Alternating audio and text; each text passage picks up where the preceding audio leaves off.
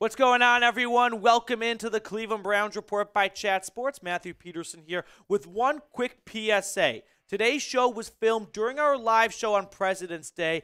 I'm going out of town at the end of this week, so if something has changed or sounds a little bit odd based on some new rumors or news coming out, just stick with us here. But we are going to recap the latest on your Cleveland Browns with some interesting little stories out there amid the NFL offseason. Starting with this. Should the Browns be in the business of signing Yannick Ngakoue? Is it a possibility? Is it realistic? I'm going to give it 2 Bernie heads. I don't think it's very polarizing yet, right? We're far from a 4 or a 1. I went with 2 because Yannick Ngakoue is a free agent at a position of need for Cleveland, which is defensive line. And when you hire Jim Schwartz, who relies heavily on that defensive line, you could see Schwartz getting in Andrew Berry's ear and pushing for a guy like Yannick Ngakoue.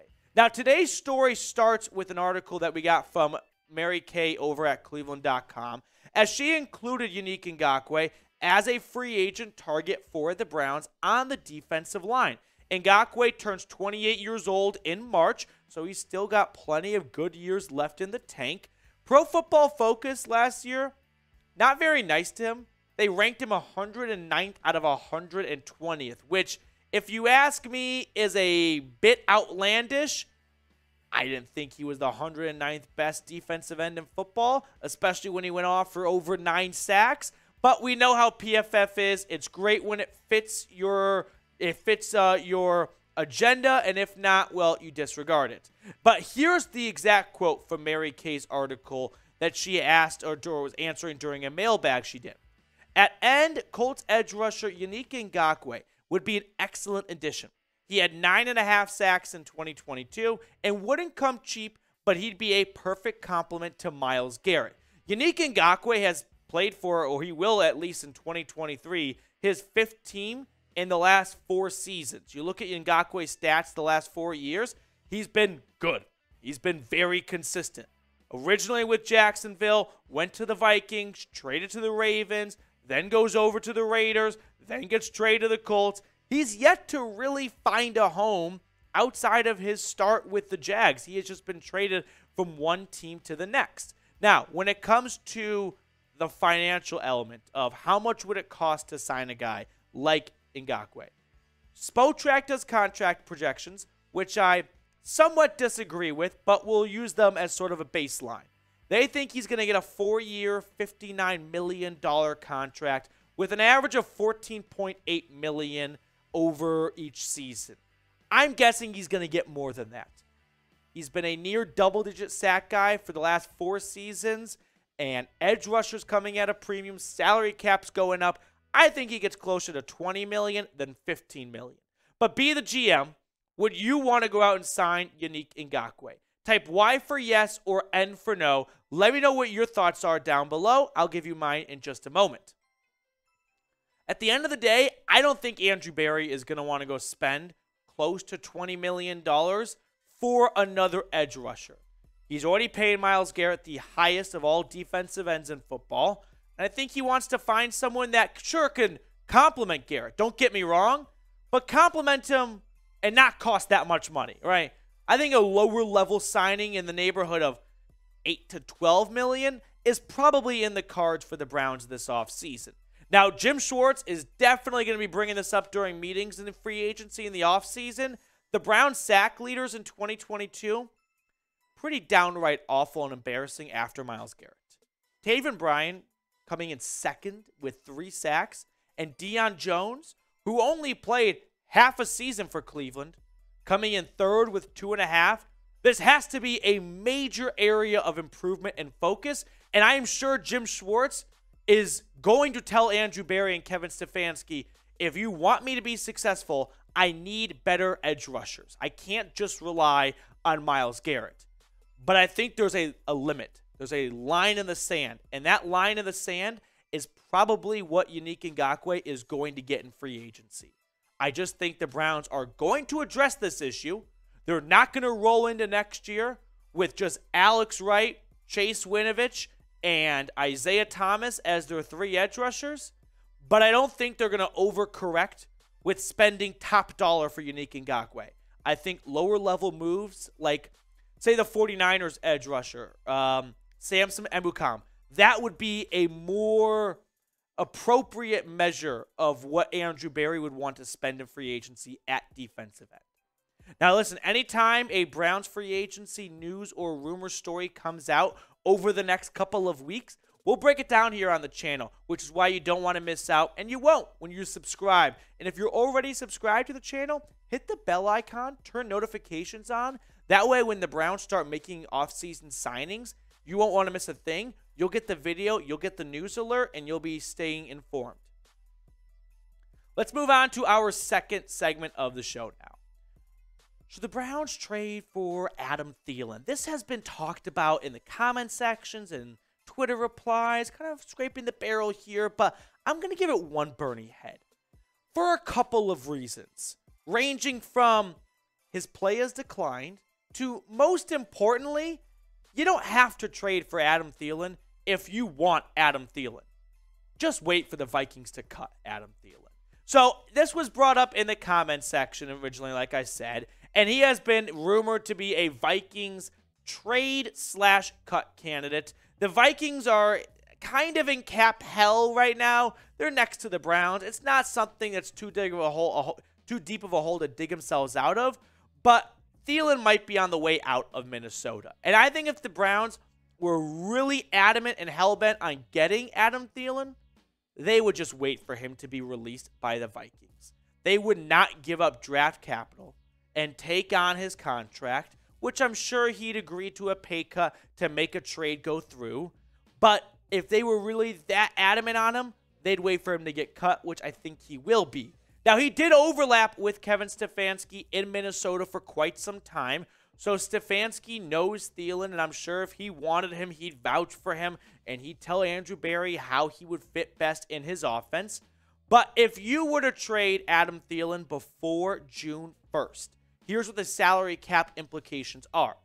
His dead cap hit for Minnesota is $13.5 million. The cap savings is $6.4.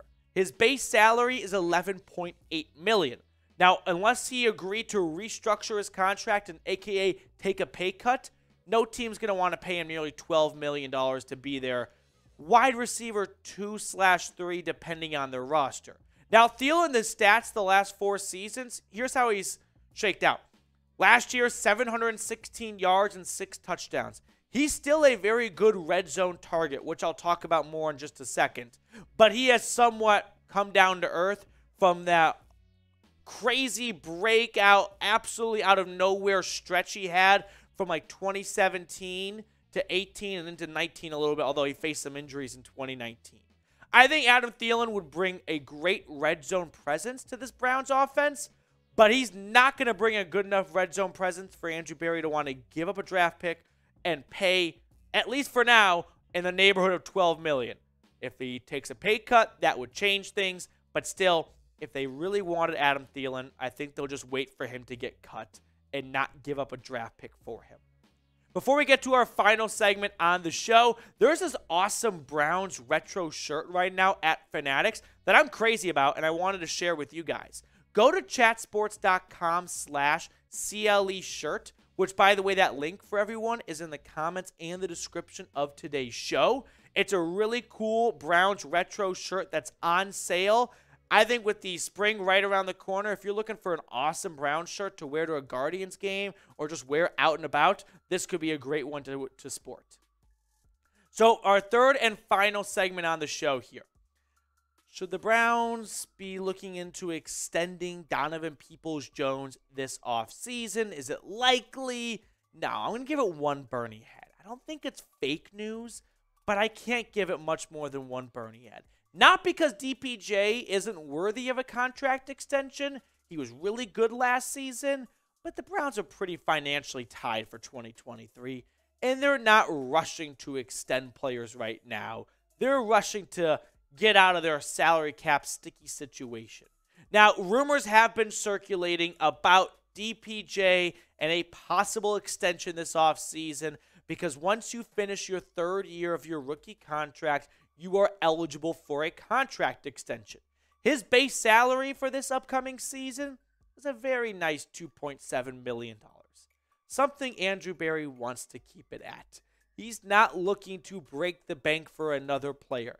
He's been a little bit busy the last calendar year spending a lot of Haslam's money to the tune of $230 million to Deshaun Watson, $100 million to Denzel Ward, and trading for Amari Cooper's $100 million contract.